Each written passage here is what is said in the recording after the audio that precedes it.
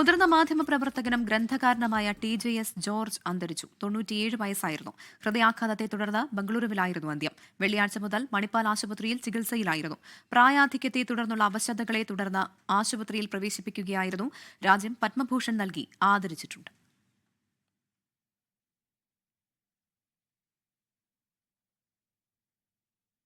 ശബരിമലയിലെ വിവാദ സ്പോൺസർ ഉണ്ണികൃഷ്ണൻ പോറ്റി നടത്തിയ വ്യാപക തട്ടിപ്പിന്റെ കൂടുതൽ വിവരങ്ങൾ പുറത്ത്. ദ്വാരപാലക ശില്പത്തിലെ സ്വർണ്ണപ്പാളിക്ക് പുറമെ ശബരിമല തങ്കക്കവാടം ഉപയോഗിച്ചും ഉണ്ണികൃഷ്ണൻ പോറ്റി വ്യാപക പണപ്പിരിവ് നടത്തി. ചെന്നൈയിൽ ചടങ്ങിൽ നടൻ ജയറാമിനെയും ഉപയോഗിച്ചു. തന്റെ പൂജാമുറിക്ക് മുന്നിൽ തങ്കക്കവാടം 15 മിനിറ്റ് വെച്ചിരുന്നുവെന്ന് ജയറാം 24നോട് പറഞ്ഞു. സമ്പന്നരായ അയ്യപ്പ ഭക്തന്മാരുടെ വിശ്വാസം ഉണ്ണികൃഷ്ണൻ പോറ്റി ചൂഷണം ചെയ്തതിന്റെ വിവരങ്ങളാണ് പുറത്തുവരുന്നത്. 2019 സ്വപ്ന ദർശനമെന്ന് പറഞ്ഞാണ് ദ്വാരപാലകരുടെ സ്വർണ്ണപ്പാളി ഉണ്ണികൃഷ്ണൻ പോറ്റി കൊണ്ടുപോയത്. ഒപ്പം വിജയമല്യ സ്വർണം പൂശി നൽകിയ ശ്രീകോവിൽ കവാടം മാറ്റണമെന്നും സ്പോൺസർ ഉണ്ടെന്നും ഉണ്ണികൃഷ്ണൻ പോറ്റി പറഞ്ഞു. ദേവസ്വം ബോർഡ് ഉണ്ണികൃഷ്ണൻ പോറ്റിക്ക് അനുമതിയും നൽകി. സ്വർണ്ണപ്പാളി ബംഗളൂരുവിൽ പ്രദർശിപ്പിച്ച് പണം ഈടാക്കി. തങ്കകവാടം ആന്ധ്രയിലെ വ്യവസായിയുടെ സംഭാവനയായിരുന്നു. കവാടം സ്വർണം പൂശിയ ചെന്നൈ അമ്പത്തൂരിലെ സ്മാർട്ട് ക്രിയേഷൻസിൽ നിന്ന് തുടങ്ങി ഉണ്ണികൃഷ്ണൻ പോറ്റിയുടെ ഗൂഢതന്ത്രങ്ങൾ.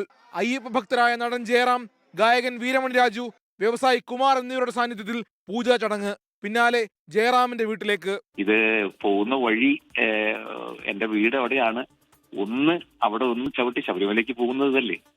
അപ്പോ പിന്നെന്താ തീർച്ചയായിട്ടും പറഞ്ഞു. അതിനുശേഷം 1 മിനിറ്റ് എന്റെ ഏകദേശം ഒരു 10-15 മിനിറ്റ് എന്റെ പൂജാ റൂമിന്റെ അവിടെ കൊണ്ട് കാണിച്ചിട്ട് അങ്ങനെ കൊണ്ടുപോയി അവര്. കോട്ടയം ഇളമ്പള്ളി ശ്രീ ധർമ്മശാസ്ത്ര ക്ഷേത്രത്തിൽ തങ്കകവാടം പ്രദർശനത്തിന് വെച്ചു. ക്ഷേത്രം ഭാരവാഹികളുടെ പ്രതികരണം ഇങ്ങനെ: ഈ സമർപ്പിക്കുന്ന 4-5 പേര് കൂടിയാണ് എന്ന് പറഞ്ഞതിൽ ഒരാള് ഈ ഉണ്ണികൃഷ്ണൻ പോറ്റിയാണ്.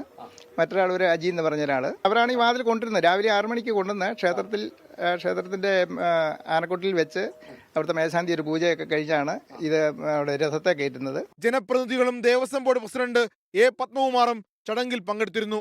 ശബരിമലയിലേക്കുള്ള യാത്രാമധ്യേ പണസമാഹരണത്തിന്റെ വഴികൾ ഉണ്ണികൃഷ്ണൻ പോറ്റി മുതലാക്കി. മൂവാറ്റുപുഴയിലെ അജികുമാർ എന്നയാളുടെ വീട്ടിൽ സ്വർണ്ണപ്പാളികൾ ഒരു രാത്രിയും പകലും സൂക്ഷിച്ചു.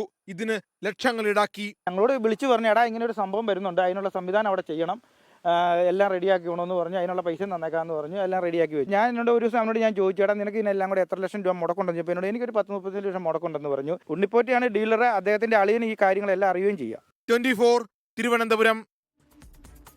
ലോകത്തെവിടെയായാലും ഏത് സമയത്തും 24 വാർത്തകളും ഓഗ്മെന്റഡ് റിയാലിറ്റി പാക്കേജുകളും എക്സ്പ്ലെയിനറുകളും വിശദമായി കാണാൻ ഞങ്ങളുടെ YouTube ചാനൽ നിങ്ങൾക്ക് സബ്സ്ക്രൈബ് ചെയ്യാം.